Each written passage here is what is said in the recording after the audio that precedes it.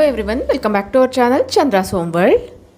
ಇವತ್ತಿನ ವಿಡಿಯೋದಲ್ಲಿ ಸಡನ್ನಾಗಿ ಮನೆಗೆ ಯಾರಾದರೂ ಬಂದಾಗ ಮನೆ ಅಚ್ಚುಕಟ್ಟಾಗಿ ನೀಟಾಗಿ ಕಾಣಿಸೋದಕ್ಕೋಸ್ಕರ ನಮಗಿರಬೇಕಾಗಿರುವಂಥ 10 ಅಭ್ಯಾಸಗಳು ಯಾವುದು ಅನ್ನೋದನ್ನು ಶೇರ್ ಮಾಡ್ತಾ ಇದ್ದೀನಿ. ವಿಡಿಯೋ ಇಂಟ್ರೆಸ್ಟಿಂಗ್ ಆಗಿರುತ್ತೆ, ಆದಷ್ಟು ವಿಡಿಯೋನ ಎಲ್ಲೂ ಸ್ಕಿಪ್ ಮಾಡ್ದಿರಾ ಕೊನೆವರೆಗೂ ನೋಡ್ತಾ ಹೋಗಿ. ವಿಡಿಯೋ ನೋಡೋದಕ್ಕಿಂತ ಮುಂಚೆ ನೀವೇನಾದರೂ ನಮ್ಮ ಚಾನಲ್ನ ಫಸ್ಟ್ ಟೈಮ್ ವಿಸಿಟ್ ಮಾಡ್ತಾ ಇದ್ದರೆ ಇಲ್ಲಿ ಸಬ್ಸ್ಕ್ರೈಬ್ ಮಾಡಿಕೊಂಡು ಪಕ್ಕದಲ್ಲಿರುವಂಥ ಬೆಲ್ ಐಕನ್ನ ಕ್ಲಿಕ್ ಮಾಡಿ. ಬೆಲ್ ಐಕನ್ ಕ್ಲಿಕ್ ಮಾಡಿ ಆಲ್ ಆಪ್ಷನ್ ಕ್ಲಿಕ್ ಮಾಡೋದ್ರಿಂದ ನಾನು ನೆಕ್ಸ್ಟ್ ವಿಡಿಯೋ ಹಾಕಿದ ಕೂಡಲೇ ನಿಮಗೆ ನೋಟಿಫಿಕೇಶನ್ಸ್ ಅಂತ ಬರುತ್ತೆ. ನೀವೇ ಫಸ್ಟಾಗಿ ನಮ್ಮ ವೀಡಿಯೋಸ್ನ ನೋಡ್ಬೋದು. ಇನ್ನು without delay let's start the video. Habit number 1, entry Vena ನೀಟಾಗಿ ಇಟ್ಕೊಳ್ಬೇಕು. ಹೊರಗಡೆಯಿಂದ ಬಂದಿದ್ದ ಕೂಡಲೇ ಸ್ಲಿಪ್ಪರ್ಸ್ನ ಆ ಕಡೆ ಈ ಕಡೆ ಸ್ಟೆಪ್ಸ್ ಮೇಲೆಲ್ಲ ಬಿಡ್ತಾ ಇರ್ತೀವಿ. ಆ ಥರ ಬಿಡ್ದಿರ ಒಂದು ಕಡೆ ಅಚ್ಚುಕಟ್ಟಾಗಿ ಒಂದು ಸ್ಲಿಪ್ಪರ್ ಸ್ಟ್ಯಾಂಡಲ್ಲಿ ಜೋಡಿಸೋದಾದರೆ ನೋಡೋಕ್ಕೂ ಕೂಡ ನೀಟಾಗಿ ಕಾಣಿಸುತ್ತೆ. ಜಾಗ ಜಾಸ್ತಿ ಇದ್ದರೆ ಹೊರಗಡೆ ಒಂದು ಕಡೆ ಸೈಡಲ್ಲಿ ಇಟ್ಕೊಳ್ಬೋದು. ಜಾಗ ಕಡಿಮೆ ಇರೋವಂಥವ್ರು ಆದಷ್ಟು ಕ್ಲೋಸ್ಡ್ ಆಗಿರುವಂಥ ಶೂ ರ್ಯಾಕ್ಸ್ನ ಯೂಸ್ ಮಾಡೋದ್ರಿಂದ ಶೂಸು ಸ್ಲಿಪ್ಪರ್ಸ್ ಎಲ್ಲ ಹೊರಗಡೆ ಕಾಣಿಸ್ದಿರ ನೀಟಾಗಿ ಅದರೊಳಗಡೆ ಜೋಡಿಸ್ಕೊಳ್ಬೋದು. ಈ ಥರ ಕ್ಲೋಸ್ಡ್ ಶೂ ರ್ಯಾಕ್ಸ್ನ ಯೂಸ್ ಮಾಡೋವಂಥವ್ರು ಆದಷ್ಟು ಸೆಲೆಕ್ಟ್ ಮಾಡ್ಕೊಳ್ಳುವಾಗ ವೆಂಟಿಲೇಷನ್ ಕರೆಕ್ಟಾಗಿದೆಯಾ ಇಲ್ವಾ ನೋಡಿ ಚೆಕ್ ಮಾಡಿಕೊಂಡ್ರೆ ಬೆಟರು.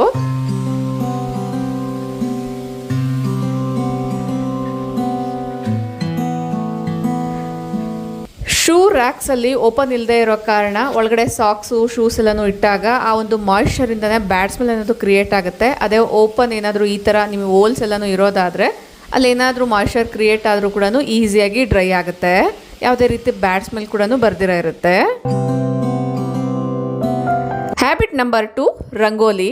ನಮ್ಮ ಹಿಂದೂ ಸಂಪ್ರದಾಯದ ಪ್ರಕಾರ ಯಾರ ಮನೆ ಮುಂದೆ ರಂಗೋಲಿನ ಹಾಕ್ತಾರೋ ಆ ಮನೆಯಲ್ಲಿ ಲಕ್ಷ್ಮೀ ಕಲೆ ಅನ್ನೋದು ಇರುತ್ತೆ ಅಂತ ಹೇಳ್ತಾರೆ. ಅಂದರೆ ಒಂದು ಪಾಸಿಟಿವ್ ವೈಬ್ರೇಷನ್ಸ್ ಅಂದು ಇರುತ್ತೆ ಅಂತ ಹೇಳ್ತಾರೆ. ಸೊ ಆದಷ್ಟು ಒಂದು ಪುಟ್ಟದಾಗಿರುವಂಥ ರಂಗೋಲಿ ಆದ್ರೂ ಹಾಕೋದ್ರಿಂದ ನೋಡೋಕ್ಕೂ ಚೆನ್ನಾಗಿ ಕಾಣಿಸುತ್ತೆ. ಒಂದು ಒಳ್ಳೆ ಪಾಸಿಟಿವ್ ವೈಬ್ರೇಷನ್ಸ್ನ ಕೂಡ ಫೀಲ್ ಆಗ್ಬೋದು. ರಂಗೋಲಿನ ತುಂಬ ವಿಧಾನಗಳಲ್ಲಿ ಹಾಕ್ಬೋದು. ನಾನಿಲ್ಲಿ ರಂಗೋಲಿ ಉಂಡೆಯಿಂದ ಹಾಕಿದ್ದೀನಿ. ಇದರ ಲಿಂಕ್ನ ಕೂಡ ತುಂಬ ಜನ ಕೇಳ್ತಾ ಇದ್ದೀರಾ. ಇದು ನಾನು ಲೋಕಲ್ ಶಾಪ್ಸಲ್ಲಿ ಬೈ ಮಾಡಿರೋದ್ರಿಂದ ಲಿಂಕ್ನ ಪ್ರೊವೈಡ್ ಮಾಡೋಕ್ಕೆ ಆಗಲ್ಲ. ಹ್ಯಾಬಿಟ್ ನಂಬರ್ 3, ಆದಷ್ಟು ಗ್ರೀನರಿನ ಇನ್ಕ್ಲೂಡ್ ಮಾಡೋದ್ರಿಂದ ನೇಚರ್ಗೂ ಕೂಡ ಹತ್ರ ಇರ್ತೀವಿ. ಈ ಥರದ ಪ್ಲಾಂಟ್ಸು ಜಸ್ಟ್ ಡೆಕೋರೇಷನ್ಗೆ ಮಾತ್ರನೇ ಅಲ್ಲದೆ ಒಂದು ಒಳ್ಳೆ ವೈಬ್ರೇಷನ್ಸ್ನ ಕ್ರಿಯೇಟ್ ಮಾಡುತ್ತೆ. ಅಶುದ್ಧ ಗಾಳಿನ ಪ್ಯೂರಿಫೈ ಮಾಡೋಕ್ಕೆ ಈ ಗಿಡಗಳು ತುಂಬ ಹೆಲ್ಪ್ ಮಾಡುತ್ತೆ.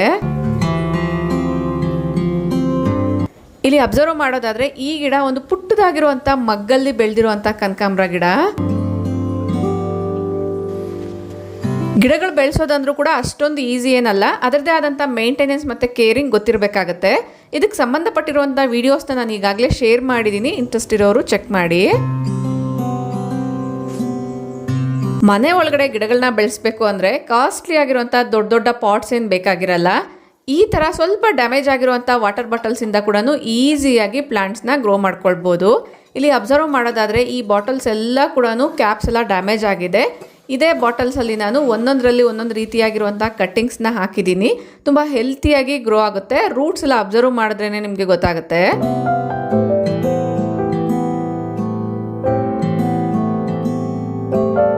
ಈ ಒಂದೊಂದು ಬಾಟಲ್ನ ಒಂದೊಂದು ಕಾರ್ನರ್ಗಿಟ್ಟು ತೋರಿಸ್ತೀನಿ, ಅದರ ಬ್ಯೂಟಿನೆಸ್ ಅನ್ನೋದು ಯಾವ ಥರ ಹೆಚ್ಚಾಗುತ್ತೆ ಅಂತ.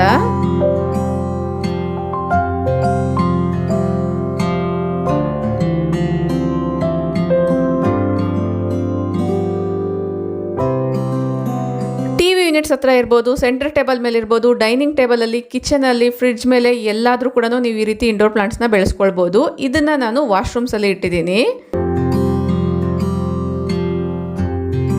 ಮನೆ ಒಳಗಡೆ ಕೂಡ ಇಂಡೋರ್ ಪ್ಲಾಂಟ್ಸ್ ಹೆಲ್ತಿಯಾಗಿ ಗ್ರೋ ಆಗಬೇಕು ಅಂದರೆ ಆದಷ್ಟು ಗಾಳಿ ಬೆಳಕು ಸರಾಗವಾಗಿ ಬರೋ ರೀತಿ ನೋಡ್ಕೊಳ್ಬೇಕಾಗತ್ತೆ. ಜಸ್ಟ್ ಸ್ಟೀಲ್ ಬಾಟಲ್ಸಲ್ಲಿ ಮಾತ್ರನೇ ಅಲ್ಲದೆ ಈ ಥರ ಪ್ಲಾಸ್ಟಿಕ್ ಬಾಟಲ್ಸಲ್ಲೂ ಕೂಡ ನಾವು ಇಂಡೋರ್ ಪ್ಲಾಂಟ್ಸ್ನ ಗ್ರೋ ಮಾಡ್ಕೊಳ್ಬೋದು. ವಾಟರಿಂದ ಆದ್ರೂ ಬೆಳೆಸ್ಕೊಳ್ಬೋದು ಅಥವಾ ಮಣ್ಣು ಹಾಕಿ ಆದರೂ ಕೂಡ ಗಿಡಗಳನ್ನ ನೆಟ್ಕೊಳ್ಬೋದು.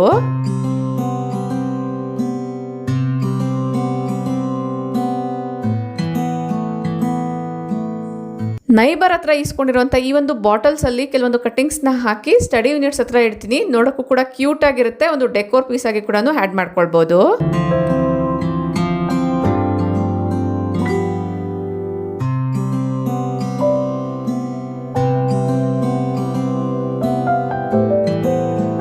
ಬಾಟಲ್ಸ್ ಅಲ್ಲದೆ ಹ್ಯಾಂಗಿಂಗ್ ಪಾಟ್ಸ್ ಕೂಡ ಸಿಗುತ್ತೆ. ಅದರಲ್ಲಿ ಬಳ್ಳಿ ರೀತಿಯ ಗಿಡಗಳನ್ನ ಹಾಕ್ಬಿಟ್ಟು ಎಲ್ಲಿ ಬೇಕಂದ್ರೆ ಅಲ್ಲಿ ಹ್ಯಾಂಗ್ ಮಾಡ್ಕೊಳ್ಬೋದು. ನೋಡೋಕ್ಕೆ ತುಂಬಾ ಕ್ಯೂಟಾಗಿ ಬ್ಯೂಟಿಫುಲ್ ಆಗಿ ಕಾಣಿಸುತ್ತೆ. ಗ್ರೀನರಿನ ಆ್ಯಡ್ ಮಾಡೋದ್ರಿಂದ ಒಳ್ಳೆ ಏರ್ ಫ್ರೆಶ್ನರ್ ಆಗಿ ಇದು ವರ್ಕ್ ಆಗುತ್ತೆ.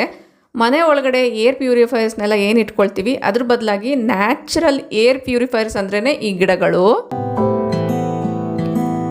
ಹ್ಯಾಬಿಟ್ ನಂಬರ್ 4, ರೆಗ್ಯುಲರ್ ಆಗಿ ವಿಸಿಬಲ್ ಇರುವಂತಹ ಏರಿಯಾಸು, ಲಿವಿಂಗ್ ಏರಿಯಾ ಇರ್ಬೋದು, T V unit, dining table, centre table, open kitchen, rooms, ಇದೆಲ್ಲ ಕೂಡ ವಿಸಿಬಲ್ ಏರಿಯಾಸ್ ಅಂತಲೇ ಹೇಳ್ಬೋದು.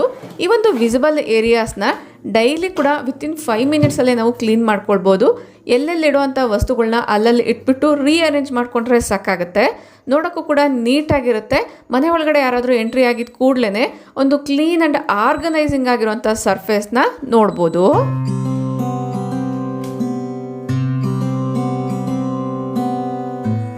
ಯೂನಿಟ್ಸ್ ಹತ್ರ ಡೆಕೋರ್ಗಾಗಿ ಕೆಲವೊಂದು ಪೀಸಸ್ನ ಇಟ್ಟಿರ್ತೀವಿ. ನಾನಿಲ್ಲಿ ಇಂಡೋರ್ ಪ್ಲಾಂಟ್ಸ್ನ ಇಟ್ಟಿದ್ದೀನಿ. ಅದರಲ್ಲಿರುವಂಥ ಡ್ರೈ ಲೀವ್ಸ್ ಇರ್ಬೋದು ಅಥವಾ ಏನಾದರೂ ಎಲೆಗಳ ಕಲರ್ ಚೇಂಜ್ ಆಗಿದ್ರೆ ಅದನ್ನೆಲ್ಲ ಚೆಕ್ ಮಾಡಿಕೊಂಡು ವಾಟರಿಂಗ್ ಮಾಡಬೇಕಾಗಿದ್ರೆ ಅದನ್ನು ಮಾಡಿ.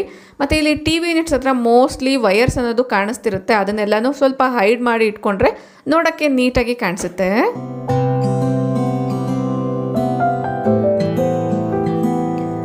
ಮನೆಗೆ ಯಾವುದೇ ಒಂದು ವಸ್ತುನ ತರಬೇಕಾದ್ರೆ ಅದನ್ನು ಮೇಂಟೆನೆನ್ಸು ಈಸಿ ಇದೆಯಾ ಇಲ್ವಾ ಅಂತ ಚೆಕ್ ಮಾಡಿದ್ರೇ ಬೆಟರು. ಫಾರ್ ಎಕ್ಸಾಂಪಲ್, ಈ ಸೋಫಾಗಳು, ತುಂಬ ಜನ ಫ್ಯಾಬ್ರಿಕ್ ಸೋಫಾಸ್ನ ಯೂಸ್ ಮಾಡ್ತಾ ಇರ್ತೀವಿ. ಅದನ್ನು ಕ್ಲೀನ್ ಮಾಡಬೇಕು ಅಂದರೆ ವೆಟ್ ಕ್ಲೀನಿಂಗೇ ಮಾಡಿಸ್ಬೇಕಾಗತ್ತೆ. ಅದು ಕೂಡ ಮೆಷಿನ್ಸ್ನ ಯೂಸ್ ಮಾಡಬೇಕಾಗತ್ತೆ. ಬಟ್ ನಾವಿಲ್ಲಿ ಯೂಸ್ ಮಾಡ್ತಾ ಇರೋವಂಥದ್ದು ಲೆದರ್ ಸೋಫಾ ಆಗಿರೋದ್ರಿಂದ ಈಸಿಯಾಗಿ ಜಸ್ಟ್ ಸ್ಕ್ರಬ್ಬರಿಂದ ಸಾಫ್ಟಾಗಿ ಸ್ಕ್ರಬ್ ಮಾಡಿಕೊಂಡು ವೆಟ್ ಕ್ಲಾತಿಂದ ವೈಪ್ ಮಾಡ್ಕೊಳ್ಬೋದು. ಈಸಿ ಮೇಂಟೆನೆನ್ಸ್, ಈಸಿ ಕ್ಲೀನ್ ಮಾಡ್ಬೋದಾದಂತಹ ವಸ್ತುಗಳನ್ನ ಮನೆಯಲ್ಲಿ ಇಟ್ಕೊಂಡಾಗ ನಮಗೆ ಕ್ಲೀನಿಂಗು ಕೂಡ ಬೋರ್ ಆಗದಿರ ಕ್ವಿಕ್ಕಾಗಿ ಮಾಡ್ಕೊಳ್ಬೋದು. ಇಲ್ಲಿ ಸೆಂಟರ್ ಟೇಬಲ್ ಮೇಲೂ ಕೂಡ ಕೆಲವೊಂದು ನ್ಯೂಸ್ ಪೇಪರ್ಸ್ ಎಲ್ಲಾನು ಮೆಸ್ಸಿ ಆಗಿತ್ತು. ಅದನ್ನೆಲ್ಲ ಕೂಡ ಕ್ಲಿಯರ್ ಮಾಡ್ಕೊಂಡಿದ್ದೀನಿ. ನೋಡೋಕ್ಕೆ ಎಲ್ಲಾನು ನೀಟ್ ಆ್ಯಂಡ್ ಆರ್ಗನೈಸಿಂಗ್ ಆಗಿರುತ್ತೆ ಅನ್ನೋದ್ರಿಂದ.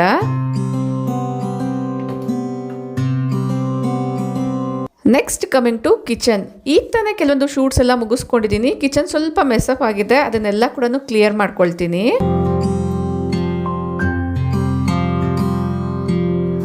ಓಪನ್ ಕಿಚನ್ಸ್ ಇದ್ರೆ ಕಿಚನ್ ಎಂಟ್ರಿ ಆಗಿದ ಕೂಡಲೇ ವಿಸಿಬಲ್ ಏರಿಯಾಸ್ ಏನಿರುತ್ತೆ, ಮೇಯ್ನ್ ಆಗಿ ಫ್ರಿಡ್ಜ್ ಮೇಲೆ ತುಂಬ ರೀತಿಯ ವಸ್ತುಗಳನ್ನ ಎಲ್ಲ 1 by 1 ಗ್ಯಾದರ್ ಮಾಡ್ಕೊಳ್ತಾನೆ ಇರ್ತೀವಿ. ಅದನ್ನೆಲ್ಲ ಅದರ ಜಾಗದಲ್ಲಿಟ್ಟು ಆಗಾಗ ಕ್ಲಿಯರ್ ಮಾಡ್ಕೊಂಡ್ರೇ ಬೆಟರು. ಇಂಥದಕ್ಕೆಲ್ಲ ಕೂಡ ಕೇವಲ ಮಿನಿಟ್ಸ್ ಸಾಕಾಗುತ್ತೆ. ಅಡುಗೆ ಮಾಡಬೇಕಾದ್ರೆ, ಮಿಲ್ಕ್ ಬಾಯ್ಲ್ ಮಾಡಬೇಕಾದ್ರೆ, ಕಾಫಿ ಟೀ ಮಾಡಬೇಕಾದ್ರೂ ಕೂಡ ಕ್ವಿಕ್ಕಾಗಿ ಇದನ್ನ ಪ್ಲಾನ್ ಮಾಡ್ಕೊಳ್ಬೋದು.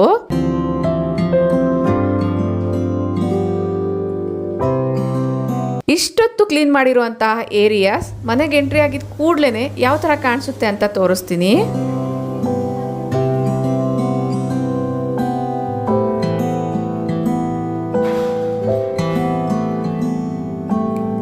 ಇಷ್ಟೊತ್ತು ಹೇಳಿದಂತಹ ಹ್ಯಾಬಿಟ್ಸ್ ನಿಮ್ಗೇನಾದರೂ ಇದ್ದರೆ, ನಿಮ್ಮ ಮನೆಗೆ ಸಡನ್ನಾಗಿ ಯಾರಾದರೂ ಗೆಸ್ಟ್ ಬಂದರೂ ಕೂಡ ನಿಮ್ಮ ಮನೆ ಅಚ್ಚುಕಟ್ಟಾಗಿ ನೀಟ್ ಆ್ಯಂಡ್ ಆರ್ಗನೈಸಿಂಗ್ ಆಗಿರುತ್ತೆ. Next habit, bedrooms. ಬೆಳಗ್ಗೆ ಎದ್ದು ಕೂಡಲೇ ಬೆಡ್ನ ನೀಟಾಗಿ ಸೆಟ್ ಮಾಡಿಬಿಟ್ರೆ ಬೆಡ್ರೂಮ್ 50% ಕ್ಲೀನಾಗಿರುತ್ತೆ. ಮಕ್ಕಳೇನಾದರೂ ಇದ್ದರೆ ಅವ್ರದ್ದೇ ಆದಂಥ ಬುಕ್ಸ್, ಪೆನ್ಸಿಲ್ಸ್, ಕ್ರಯಾನ್ಸ್ ಅದೆಲ್ಲ ಕೂಡ ಆ ಕಡೆ ಈ ಕಡೆ ಬಿದ್ದಿರುತ್ತೆ. ಅದನ್ನು ಒಂದ್ಸರಿ ಸೆಟ್ ಮಾಡಿದ್ರೆ ಬೆಟರು. ಮಕ್ಕಳಿರೋಂಥ ಮನೆಯಲ್ಲಿ ಸ್ಕೂಲ್ಗೆ ಹರಿಬರಿಯಲ್ಲಿ ರೆಡಿ ಮಾಡಿ ಕಳಿಸ್ಬೇಕಾದ್ರೆ ಅವ್ರದ್ದೇ ಆದಂತಹ ಡ್ರೆಸ್ಸಿಂಗ್ ಯೂನಿಟ್ಸ್ ಹತ್ರ ಎಲ್ಲ ಐಟಮ್ಸ್ನ ಹರಡಿರ್ತೀವಿ. ಅದನ್ನೆಲ್ಲ ಅದರ ಜಾಗದಲ್ಲಿ ಇಟ್ಟಿದ್ದೀನಿ. ನೀವು ಅಬ್ಸರ್ವ್ ಮಾಡೋದಾದರೆ ನಾನು ಆಯಿಲಿಂಗ್ ಮಾಡ್ಕೊಂಡಿದ್ದೀನಿ. ವಿಡಿಯೋಗೋಸ್ಕರ ನಾನಿಲ್ಲಿ ಬಾಚಣಿಗೆ ಇರ್ಬೋದು, ಕೂದಲೆಲ್ಲ ಕೂಡ ಒಂದು ಕಡೆ ಇಟ್ಟಿದ್ದೀನಿ. ಈ ಕೂದಲನ್ನ ಆದರೆ ಡಸ್ಟ್ಬಿನ್ಗೆ ಹಾಕ್ಬೋದು. ಇಲ್ಲ ಅನ್ನೋದಾದರೆ ಒಂದು ಕಡೆ ಕಲೆಕ್ಟ್ ಮಾಡಿ ಗಿಡಗಳನ್ನ ಬೆಳೆಸ್ಬೇಕಾದ್ರೆ ರೂಟ್ಸ್ ಎಲ್ಲ ಚೆನ್ನಾಗಿ ಗ್ರೋ ಆಗೋದಕ್ಕೋಸ್ಕರ ಕೂಡ ಯೂಸ್ ಮಾಡ್ಕೋಬೋದು. ಬೆಡ್ರೂಮ್ ಎಲ್ಲನೂ ನೀಟಾಗಿ ಸೆಟ್ ಆಗಿದೆ.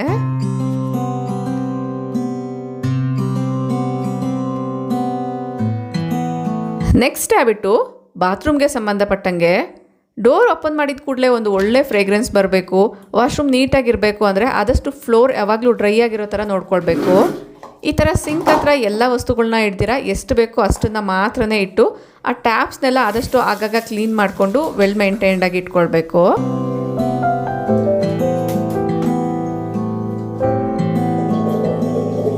ವಾಶ್ರೂಮ್ ಫ್ರೆಶ್ನರ್ಸ್ನ ಮಾರ್ಕೆಟಿಂದ ತೊಗೊಂಡು ಬರೋ ಬದಲಾಗಿ ಮನೆಯಲ್ಲೇ ಈಸಿಯಾಗಿ DIYಸ್ನ ಮಾಡ್ಕೊಳ್ಬೋದು. ಲಾಸ್ಟ್ ವಿಡಿಯೋದಲ್ಲಿ ಅದ್ರ ಬಗ್ಗೆ ಡೀಟೇಲ್ಸ್ನ ಶೇರ್ ಮಾಡಿದ್ದೀನಿ. ಇಂಟ್ರೆಸ್ಟ್ ಇರೋರು ಚೆಕ್ ಮಾಡಿ. ಇನ್ನೊಂದು ಟ್ರಿಕ್ ಇಲ್ಲಿ ಮೆನ್ಷನ್ ಮಾಡಬೇಕಾಗಿತ್ತು. ವಾಶ್ರೂಮ್ಸಲ್ಲಿ ಬಾತ್ ಪೌಡರ್ನ ಮಿಕ್ಸ್ ಮಾಡೋದಕ್ಕೋಸ್ಕರ ಈ ಬೌಲ್ಸ್ನ ಇಟ್ಟಿರ್ತೀನಿ. ಇದನ್ನು ನಾರ್ಮಲಾಗೆ ವಾಶ್ ಮಾಡಿದ್ದೀನಿ, ಬಟ್ ಯೆಲ್ಲೋ ಮಾರ್ಕ್ಸ್ ಅನ್ನೋದು ಹೋಗಿಲ್ಲ. ಆ ಯೆಲ್ಲೋ ಮಾರ್ಕ್ಸ್ ಅನ್ನೋದು ಕ್ಲೀನಾಗಿ ವಾಶ್ ಮಾಡೋದಕ್ಕೋಸ್ಕರ ಒಂದು ಟ್ರಿಕ್ನ ಫಾಲೋ ಮಾಡ್ತೀನಿ. ಅದು ಏನು ಅಂತ ತಿಳಿಸ್ತೀನಿ. ಆದಷ್ಟು ವಿಡಿಯೋನ ಎಲ್ಲೂ ಸ್ಕಿಪ್ ಮಾಡಿದರೆ ಕೊನೆವರೆಗೂ ನೋಡ್ತಾ ಹೋಗಿ.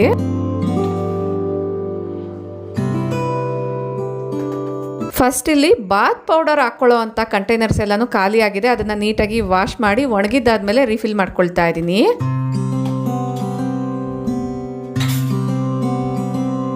ಈಗ ಆಗಲೇ ತೋರಿಸಿರುವಂಥ ಬೌಲ್ಸ್ನ ಕ್ಲೀನ್ ಮಾಡ್ಕೊಳ್ಳೋಣ. ಒಂದು ಅರ್ಧ ನಿಂಬೆಹಣ್ಣನ್ನು ತೊಗೊಂಡಿದ್ದೀನಿ. ಒಂದು ಪ್ಲೇಟಲ್ಲಿ ಉಪ್ಪು ಅಥವಾ ಬೇಕಿಂಗ್ ಸೋಡಾನ ಹಾಕ್ಕೊಂಡು ವಿಡಿಯೋದಲ್ಲಿ ತೋರಿಸ್ದಂಗೆ ಈ ಬೌಲ್ಸ್ಗೆ ಎಲ್ಲ ಕಡೆ ಕೂಡ ರಬ್ ಮಾಡಬೇಕು. ಈ ಥರ ರಬ್ ಮಾಡೋದ್ರಿಂದ ಒಳಗಡೆ ಹಾಕಿರುವಂಥ ಹಾರ್ಡ್ ವಾಟರ್ ಸ್ಟೇನ್ಸ್ ಇರ್ಬೋದು, ಆ ಮಾರ್ಕ್ಸ್ ಎಲ್ಲ ಏನಿರುತ್ತೆ ಎಲ್ಲೋ ಇಶ್ಯೂ ಅದೆಲ್ಲ ಕೂಡ ನೀಟಾಗಿ ಕ್ಲೀನ್ ಆಗುತ್ತೆ. ಅಬ್ಸರ್ವ್ ಮಾಡೋದ್ರಲ್ಲ ಡಿಫ್ರೆನ್ಸ್ ಯಾವ ಥರ ಇದೆ ಅಂತ.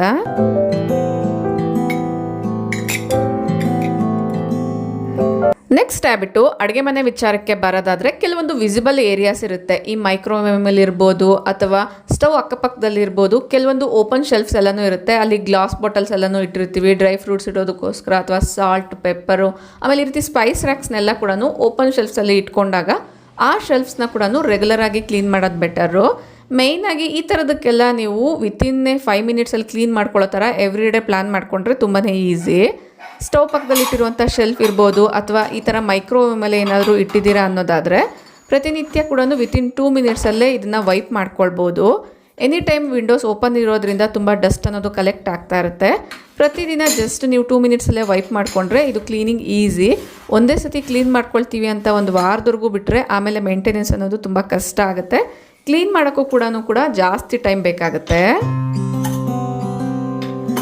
ಸ್ಟವ್ ಮತ್ತು ಸ್ಟವ್ ಸರೌಂಡಿಂಗ್ಸ್ನ ಪ್ರತಿನಿತ್ಯ ಒಂದ್ಸರಿ ವೈಪ್ ಮಾಡೋದ್ರಿಂದ ಜಿಡ್ ಫ್ರೀ ಆಗಿರುತ್ತೆ.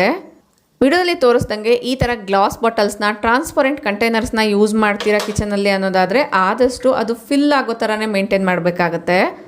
ಅದರಲ್ಲೂ ಕೂಡ ಈ ಥರ ವಿಸಿಬಲ್ ಆಗಿ ಇಡ್ತೀರಾ ಅನ್ನೋದಾದರೆ ಅದು ಎಂಟಿ ಆಗಿದ್ರೆ ನೋಡೋಕ್ಕೆ ಅಷ್ಟು ಚೆನ್ನಾಗಿ ಕಾಣಲ್ಲ. ಈ ಥರ ರೀಫಿಲ್ ಮಾಡ್ಕೊಂಡ್ರೇ ಬೆಟರು.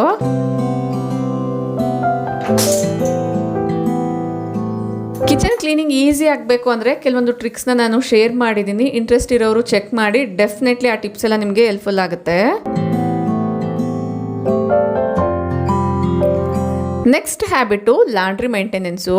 ಬಟ್ಟೆಗಳು ವಾಶ್ ಮಾಡಿ ಒಣಗಿದ ಮೇಲೆ ತಗೊಂಡು ಬಂದು ಒಂದು ಹತ್ರ ಇಟ್ಬಿಡ್ತೀವಿ. ಸೊ ಆ ಥರ ಇಡೋದ್ರಿಂದ ಕೂಡ ನೆಗೆಟಿವಿಟಿ ಅನ್ನೋದು ಕ್ರಿಯೇಟ್ ಆಗುತ್ತೆ. ಇದನ್ನು ನಾವು ತಗೊಂಡು ಬಂದಿದ್ದ ಕೂಡಲೇ ಇಮ್ಮಿಡಿಯೇಟಾಗಿ ಫೋಲ್ಡ್ ಮಾಡಿ ಇಟ್ಟರೆ ಬೆಟರು. ಬಟ್ಟೆಗಳನ್ನ ಫೋಲ್ಡ್ ಮಾಡೋಷ್ಟು ಟೈಮ್ ಇಲ್ಲ ಅಂದಾಗ ಆದಷ್ಟು ಒಂದು ಬಾಸ್ಕೆಟಲ್ಲಿ ಹಾಕ್ಬಿಟ್ಟು ಅದಕ್ಕೆ ಆದಂಥ ಒಂದು ಪ್ಲೇಸ್ನ ಇಟ್ಕೊಂಡು ಹೈಡಾಗಿ ಇಟ್ಕೊಂಡ್ರೆ ಬೆಟರು. ಬಟ್ಟೆಗಳೆಲ್ಲ ಫೋಲ್ಡ್ ಮಾಡಿ ಅದರ ಜಾಗದಲ್ಲಿ ಆರ್ಗನೈಸ್ ಮಾಡ್ತಾ ಇದ್ದೀನಿ.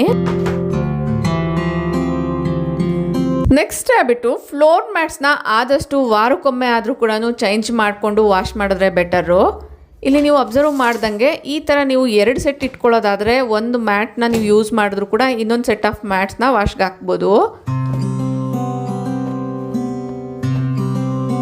ಜಾಸ್ತಿ ಫ್ಲೋರ್ ಮ್ಯಾಟ್ಸ್ ಇದ್ದಾಗ ಮೆಷಿನಲ್ಲಿ ಹಾಕಿ ವಾಶ್ ಮಾಡ್ಬೋದು. ಒನ್ಸ್ ಮೆಷಿನಲ್ಲಿ ವಾಶ್ ಮಾಡಿದ್ದಾದಮೇಲೆ ಡ್ರಮ್ ಕ್ಲೀನಿಂಗ್ ಅನ್ನೋ ಆಪ್ಷನ್ನ ಸೆಲೆಕ್ಟ್ ಮಾಡ್ಕೊಳ್ಬೇಕಾಗತ್ತೆ. ಅಥವಾ ಡರ್ಟಿ ಆಗಿರುವಂಥ ಫ್ಲೋರ್ ಮ್ಯಾಟ್ಸ್ ಇರ್ಬೋದು, ಕಿಚನ್ ಟವಲ್ಸ್ನೆಲ್ಲ ಕ್ಲೀನ್ ಮಾಡೋದಕ್ಕಂತಾನೆ ಸಪ್ರೇಟ್ ಆಗಿರುವಂಥ ಬಕೆಟ್ ಮೆಷಿನ್ಸ್ನ ಕೂಡ ಯೂಸ್ ಮಾಡ್ಬೋದು. ಟೆರೇಸಲ್ಲಿದ್ದೀನಿ. ಕೆಲವೊಂದು ವೈಬ್ಸ್ನ ಇಲ್ಲಿ ನೀವು ನೋಡ್ತಾ ಇದ್ದೀರಾ.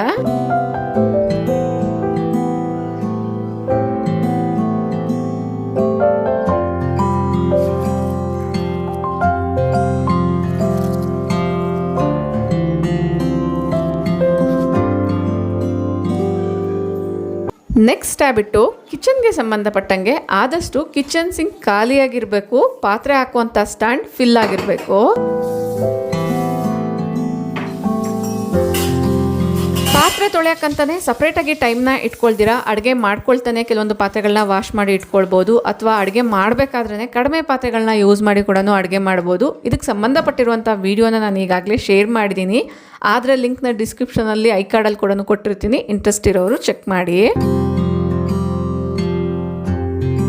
ಕಬೋರ್ಡ್ಸ್ನ ಕೂಡ ಒನ್ಸ್ ನಾವು ನೀಟಾಗಿ ಆರ್ಗನೈಸ್ ಮಾಡಿ ಇಟ್ಟರೆ ಡೈಲಿ ಬೇಸಿಡ್ ಮೇಲೆ ಬಟ್ಟೆಗಳನ್ನ ಜೋಡಿಸೋದು ಕೂಡ ತುಂಬ ಈಸಿ ಆಗುತ್ತೆ.